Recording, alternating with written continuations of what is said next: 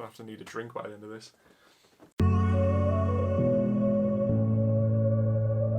Welcome back to the channel. For anyone new here, my name's John, a photographer and videographer based in Lake District, UK. And if you want to stick around and see some more videos, head over that subscribe button, that'll be absolutely fantastic. So the plan for today's video is to look at some of my old Instagram posts that I archived a long time ago. I'll explain why I did that in a minute. So the reason for this video is I want to show you the bad and the ugly of my photography when I first picked up a camera. And it can show you that even if you do start taking pictures like these ones at the beginning, you can and will improve if you stick at it, learn the process, and get shooting as much as you can. At the time of taking these pictures, I thought they were alright shots, but looking back, my god, they are awful. And just a reminder, these were taken during my 365 project, which I talked about in an earlier video. I'll put that in the description below. So let's have a look at this first image and get going. So the first image we're going to look at is this one. Selective colour. It's a phase that most photographers go through. For anyone who doesn't know what that is, basically you're removing all the colours in your edit and leaving one. It's usually on items that are red, so for example phone boxes, letter boxes, roses, London buses. You see the black and white image and then the bold splash of colour.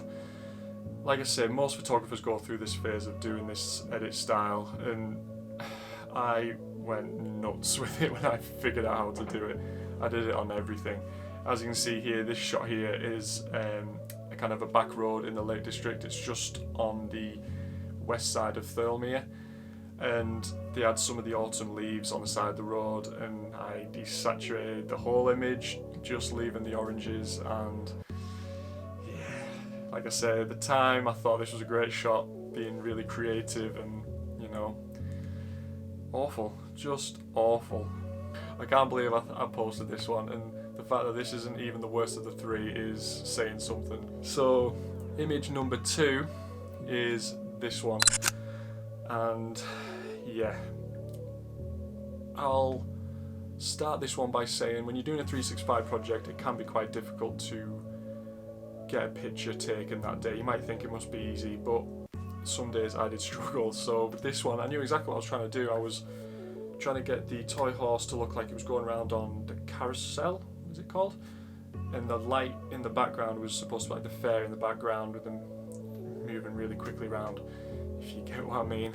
So the setup was the camera with a long exposure, a slow shutter speed, on a tripod, the on-camera flash, and I was behind the toy horse with my phone torch, and as I took the shot, the flash went off, the room was in complete darkness, and I was behind doing the light painting, trying to get that effect.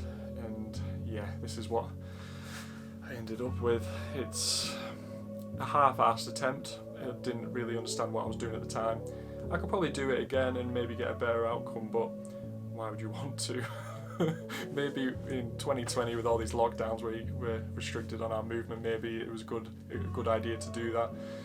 But yeah, I won't be doing that anytime soon again. Just awful. Yeah, definitely the second worst of the three. The third and final shot, which in my opinion is probably the worst of all three, is this one. It's a wall with a bit of paint on it, and yeah, that's pretty much it. In my opinion, this is definitely the worst of all three of them. At the time I thought, yeah, that looks pretty cool, the grey wall and a lot of colourful paint. I don't know what to say really. I literally walked up and took the picture. It's awful. If I had a macro lens, I could really get close to it and really get the texture of the wall maybe against the contrast of the bright colours.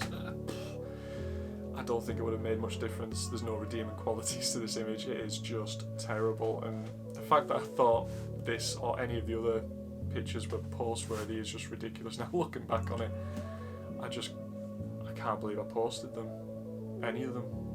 And although looking back at these images is painful and embarrassing, it is quite nice to see the progression. So at the time, I just picked up the 550D, didn't have a clue how to use it, and went out into the world and did my 365 project, shooting anything and everything. As you can see, I was taking pictures of painted walls, for goodness sake.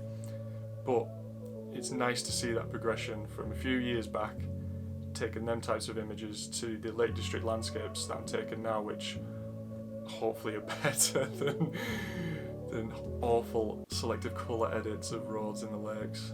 Awful.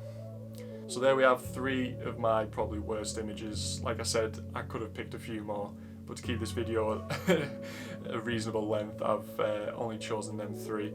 Thank you for checking out the video. Let me know in the comments below which you think is the worst out of the painted wall, the horse with the light painting, or the selective colour.